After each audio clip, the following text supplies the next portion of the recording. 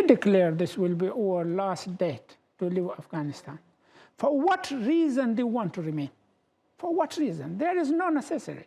They are not cooperating with the people. There is no government to be cooperated by them. Just they created problem to the people. Let's get some analysis on this. Shafiq Hamdam joins me now from Washington, D.C. He's a former senior advisor to NATO and the former deputy advisor to Ashraf Ghani. Shafiq, good to have you on the show. You heard the Taliban representative there saying that it's the foreign forces that are the problem in Afghanistan, and they have to obey the deadline. What do you say to that? I wish Taliban obeyed their commitment and their deadline. They said they're not going to enter Kabul city. They said the commitment is that the US and NATO forces will be in Afghanistan until all the foreign forces and their employees are evacuated from Afghanistan. So far, we see the chaos. We see this ill management of evacuation, and we also see very little cooperation from Taliban side to facilitate this. So this is not one side, it's both sides. Taliban did not stick to their commitment. They came to Kabul before 11 September, before even end of August, and also US did not do a good job, managing evacuation. So it's on both sides, but Taliban cannot say, I listened to Mullah Zaif. He said, for what reason the US are there? The reason is so clear. Look at the airport and its surrounding. Thousands and thousands of people are there for days and days, and even almost a week. They're there to be evacuated, and US has been doing its best. Of course, 10,400 today only have been taken to 4 continents. It's a massive mission. It cannot happen overnight. And I expect, even if this is handed to the Taliban, they themselves will say, hey, we need more time. So let's be frank, let's be honest.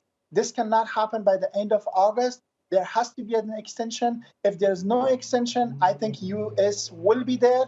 And regardless of what it takes, how much it costs, because the commitment is clear, the world community, NATO and US says, no matter how long it takes or how much it takes, they will be there to evacuate their citizens, and Afghans work for them, and they will not withdraw. Okay, and Jake Sullivan said that, at the White House today, that they're in talks on a daily basis with the Taliban. All right, Abdul Salam Zaif said there that the Taliban sort of have gained experience.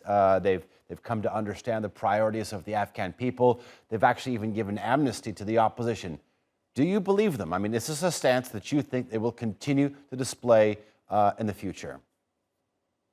I believe in one part that they got mature. The Taliban fighter or a politician who was 20 years old when they had the power is right now almost 45, 46 years old, because they took power in 1996. And since then, that Taliban young high schooler or college or madrasa student is now a senior individual. So they did get experience, especially doing a lot of regional and worldwide diplomacy. But I have to see the laws, I have to see the regulations to explain how this immensity works, how this protection works, how this forgiveness works, and how long it takes. Because now it's more of a word, but I want to see the law. For example, I love to see the freedom of speech. I appreciate whatever the Taliban contributing right now for freedom of speech, but I would like to see on a written law, paper and document how much freedom of speech we have in Afghanistan. The same thing for, giving protection or forgiveness for Afghan people. This is only words. I still hear the news that people have been taken out at midnight from their homes.